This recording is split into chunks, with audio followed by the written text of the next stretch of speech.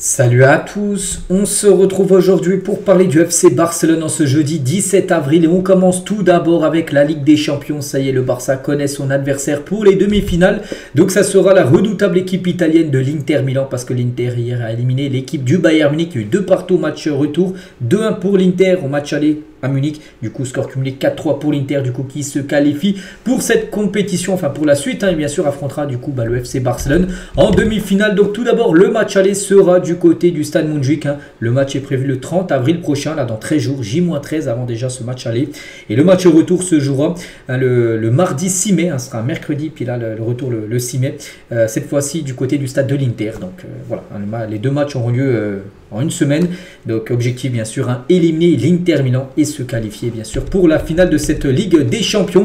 Donc à noter l'autre demi-finale, parce que ça peut peut-être concerner le Barça, si le Barça va en finale, ça sera le PSG contre Arsenal. Donc voici les 4 équipes qu'atteignent cette saison, les demi-finales bien sûr de cette compétition. À noter les gars que le Barça, la dernière équipe parmi ces 4 là, va remporter la LDC, c'était il y a 10 ans, en 2015. L'Inter l'a remporté pour la dernière fois, c'était en 2010. Il y a 15 ans, et le PSG et Arsenal n'ont jamais remporté la Ligue des Champions. Donc voilà, concernant bien sûr ces équipes-là. Concernant les probabilités de chance de remporter la Ligue des Champions, c'est seulement des pourcentages, la vérité se passe sur le terrain. Donc le Barça est l'équipe qui a le moins de chances de remporter la Ligue des Champions. C'est fou, il y a encore quelques jours, le Barça a le plus de chances de remporter la LDC. Et maintenant, c'est l'équipe qui a le moins de chances, 21,8%. Le PSG, 24%. L'Inter Milan, 25,5%. Et ceux qui ont le plus de chances de remporter la Ligue des Champions, d'après ceux qui font les probabilités, tout ça, c'est Arsenal, 28,7% de chances. Voilà. Bon après, voilà, tout le monde est à peu près pareil, on passe de 21 au plus gros 28. Mais c'est seulement des pourcentages, tout ça. Vous savez que la vérité, vous savez, elle se passe où? C'est sur la pelouse, sur le terrain. Les unes aujourd'hui, Mundo Deportivo Sport parle bien évidemment de la suite de la Ligue des Champions. Ça parle aussi, n'oubliez pas que Mundo Deportivo Sport, c'est des journaux espagnols. Enfin des journaux, désolé, voilà, on dit plutôt journaux. Et surtout, ça parle des équipes espagnoles. Et hier, une a joué, et hier, une a sombré, le Real Madrid. Sacabo en une du journal Mundo Deportivo, et là une journal sport, donc pas de Ligue des Champions, pas de Mbappé, même c'est un journal catalan, et il chambre un peu le Real Madrid par rapport à cette élimination bien sûr en quart de finale pour les Madrilènes. Et une petite info, tiens, la dernière fois que Arsenal a atteint les demi-finales de la Ligue des Champions, le Barça a remporté l'édition. Voilà, donc on ne sait pas ce qui va se passer, on ne sait jamais les gars. C'était en 2009, la dernière fois que l'Arsenal avait atteint l'ennemi, et en 2009 le Barça avait gagné la Ligue des Champions. Voilà, donc on espère que ça se reproduise bien sûr cette saison. Et concernant toujours le Real Madrid, un joueur Mbappé. Donc Mbappé est sorti blessé contre Arsenal hier. N'oubliez pas que le Barça affronte le Real Madrid dans maintenant, c'est même plus 10 jours, c'est 9 jours. On est le 17, c'est le 26, ça sera samedi prochain, cette rencontre. On continue avec quelque chose de fou quand même. Après le match contre Osasuna, le Barça a disputé 7 matchs en 457 heures. Un nouveau record de tous les temps, c'est fou. En l'espace de 19 jours, le Barça a joué 7 matchs. Vous vous souvenez, contre Osasuna, c'était le match qui avait été décalé. Il y avait le match contre Girona qui avait été joué le dimanche, mais le jeudi, même avant la fin de la trêve, les gars, c'est pour ça que Rafinha n'avait pas pu jouer. Et depuis ce match-là, le Barça a joué 7 matchs en l'espace de 19 jours. C'est un match tous les 2-3 jours. C'est pas possible. C'est un rythme totalement fou. Bien évidemment, il faut reposer les joueurs parce que là, tu les blesses comme ça en les faisant trop jouer. Donc voilà, c'est fou quand même le nombre de matchs joués là par le FC Barcelone depuis quelques jours. Hansi Flick reviendra avec les joueurs sur les erreurs commises contre Dortmund. En résumé, il exige de l'intensité, de la concentration, une pression élevée parce qu'il y a des choses bien sûr qui n'ont pas été. N'oubliez pas que le Barça a perdu contre Dortmund. Première défaite sur cette année 2025. Bon, sans conséquence parce que l'objectif c'était de se qualifier. L'objectif est atteint, surtout grâce au match aller avec la victoire 4-0. Mais voilà, il va revenir certainement en vidéo là. Il va montrer le match à tous les joueurs et montrer ce qui n'a pas été, parce qu'il y a beaucoup de choses qui n'ont pas été, bien sûr, lors de cette rencontre. Le programme pour les prochains matchs pour le Barça, donc aujourd'hui on est le 17, prochain match c'est le 19, c'est contre le Celta, c'est à domicile, donc contre le Celta samedi, samedi soir, le 22, mardi contre Mallorca et le 26, c'est vrai que là il y a pas mal de matchs programme, donc un après-demain, un mardi et un autre samedi prochain dans 9 jours bien sûr, le match contre le Real Madrid à la finale bien sûr de la Coupe nationale. Concernant, donc là ce sera un classico le 26, mais il y a un autre classico prévu le 11 mai prochain, dimanche 11 mai à 16h15, le Barça recevra le Real Madrid en Liga cette fois-ci, et les prix des billets pour le classico de la Liga à Montjuïc viennent d'être dévoilés, donc les billets les moins chers coûtent 200 €, les prix les moins chers, moins cher. Tandis que les billets VIP, voilà, les mieux placés, se vendent entre 1250 et même 4900 € la place VIP. Bon, t'es en loge, mais bon, 5000 €, 5000 € la place, parce que bien sûr, c'est un match qui peut être décisif, peut-être capital, peut-être sera le match, les gars.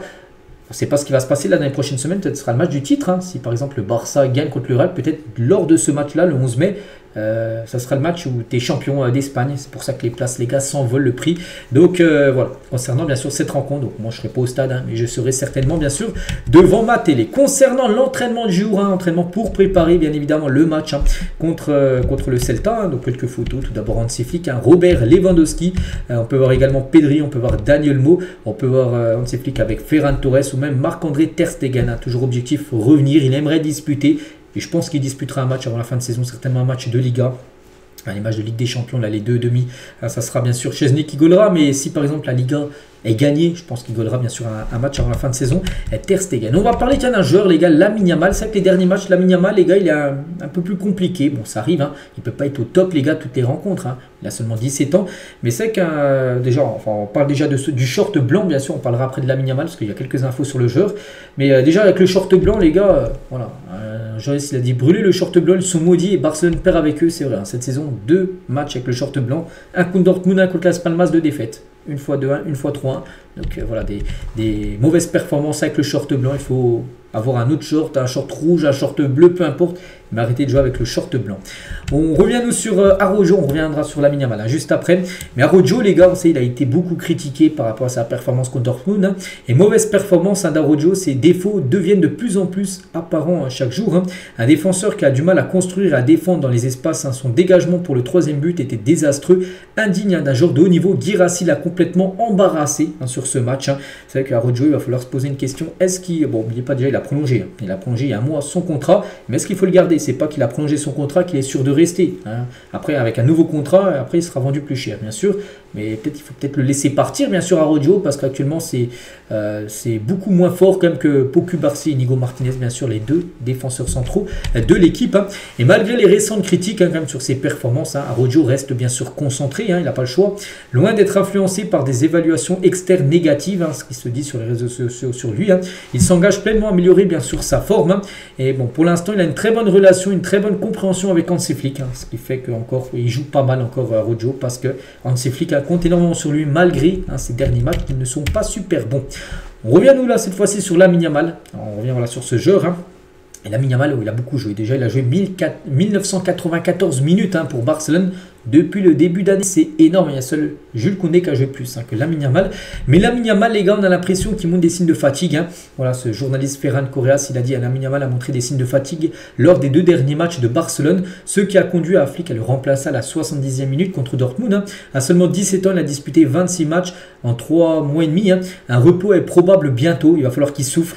Donc là, il a soufflé lors du dernier match, bien sûr, 20 minutes vu qu'il est sorti à la 70e, mais peut-être là le match contre le Celta, ce serait peut-être le bon moment de le mettre remplaçant. Voilà, il y a Mallorca en plus encore 3 jours après, à un des 2 matchs, les gars, il devrait faire un match complet mais sur le banc, ne pas le faire jouer. Je ne sais pas si ça sera le Celta ou Mallorca et qu'il soit prêt 100% pour le match, bien sûr, contre le Real, le 26, la finale de la Coupe du Roi.